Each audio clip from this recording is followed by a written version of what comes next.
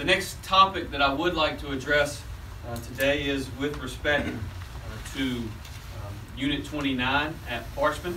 I have been committed to ensure that you are kept up to date as we make decisions. And today, as is evidenced by the acting commissioner as well as the colonel and the lieutenant colonel being here, we do have news to report with respect to Unit 29. Since the start of our administration, we have been working to restore order to our prison system. We've said repeatedly that the tip of that spear is in fact Parchman's Unit 29. Today, earlier this morning, we started the process of moving the last inmates out of Unit 29's major housing facilities. We've been able to move many through reclassification, sending them to medium or even minimum security facilities because that work had been ignored for too long. This larger transfer is to find a temporary housing solution for those who we could not reclassify or swap for lower custody level inmates. This major transfer required a tremendous amount of work and consideration. We needed temporary housing to get inmates out of the environment as we work towards a longer-term solution. We determined that the only temporary location to safely house those prisoners is the Tallahatchie County Correctional Facility.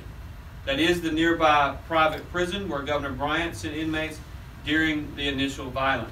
It's just a few miles down the road and the only one equipped for close custody prisoners. I just left a briefing with leadership of the legislature after having met with Speaker Gunn as well as Lieutenant Governor Hoseman earlier in the day to alert them to the decisions and the actual transfers that are ongoing.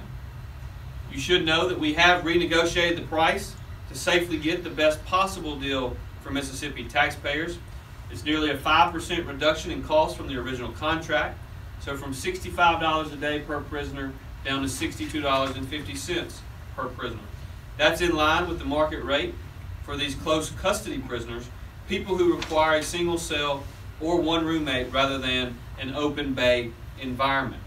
Now, for those of you who have covered the legislature for the last 8 years, you know I'm a budget hawk. These are the prisoners who pose the greatest risk of violence. If it were medium or minimum security, the price could be lower. If it were a long-term housing contract, the price could be even lower. But for temporary housing of our most dangerous prisoners, this is a price that we feel confident in.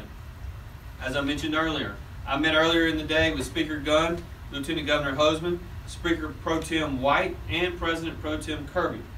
We met with additional key legislators throughout the day. We briefed them on this deal and our ongoing efforts from the executive branch. It was very productive meetings, and I am grateful for their continued cooperation and support in dealing with this. We cannot go it alone. For security reasons, we cannot disclose too much about the movements in the transfer process. We have to be very sensitive in what we say publicly because these are the prisoners who often have sophisticated gang connections both inside and outside. We cannot compromise the safety of the inmates, nor can we compromise the safety of our staff. We're moving them in small groups over the course of the next several weeks.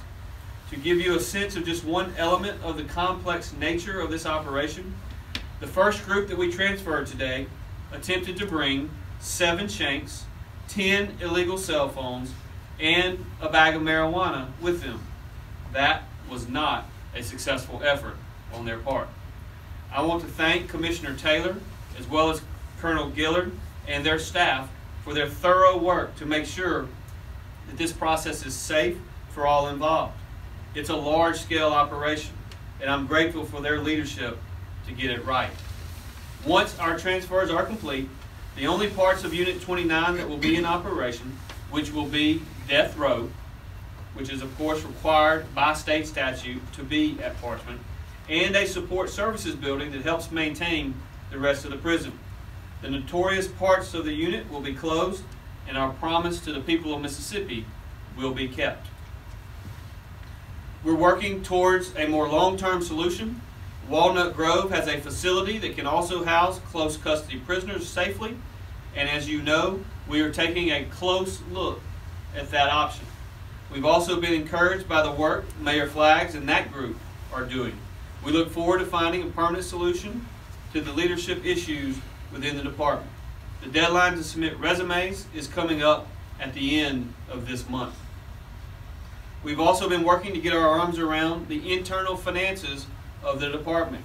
There are lots of areas for concern, and I look forward to following up with you on those once the team is done with the full assessment of the financial situation.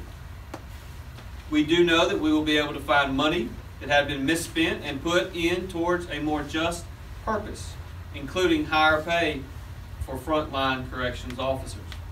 Kerry McDonald has been leading that effort. He's got a background in investigations and finance. I know that he is the right man for the job, and we're grateful for his service. We've also elevated Deputy Commissioner Jay Mallett to a permanent executive position overseeing institutions. This is one of the key leadership positions within the department, and it's absolutely crucial to get the right person in that role. I know that we did that with Jay. His leadership during this time has been essential, and we're lucky to have him here. We're also taking a look at ways to reduce the prison population. Common sense reforms that will not threaten the safety of Mississippians, but will reduce much of the pressure in our prisons. We know that there are people in prisons today who do not need to be there. We want to fix that. We're still going over our options, but want to keep our thought process transparent by letting you know that that is something that we will work with the legislature on in the coming weeks and months. We also need to remember why we're doing all of this. We need a Department of Corrections that corrects criminal behavior. We need a department that prevents future violence or crimes. We don't want anyone who leaves the system to return. We want them to go on to lead lives of purpose, meaning, and dignity. The example of men like Reverend Eddie Spencer help us understand what is at stake, but we also know there are countless such stories in our system. Justice must be our focus for all Mississippians.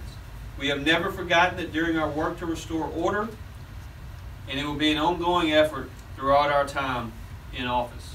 Now, there's obviously a lot going on in state government.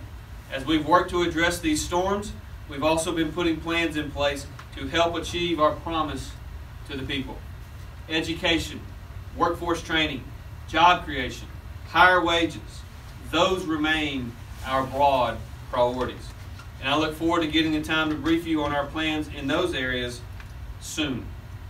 However, we are grateful that we've had our team tested in these first few weeks.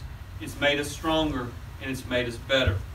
It's also been a tremendous reminder of why we serve. We're not here for praise or for perks. We're here to work. That's what we've been doing, and that's what we'll do every day of our time in office.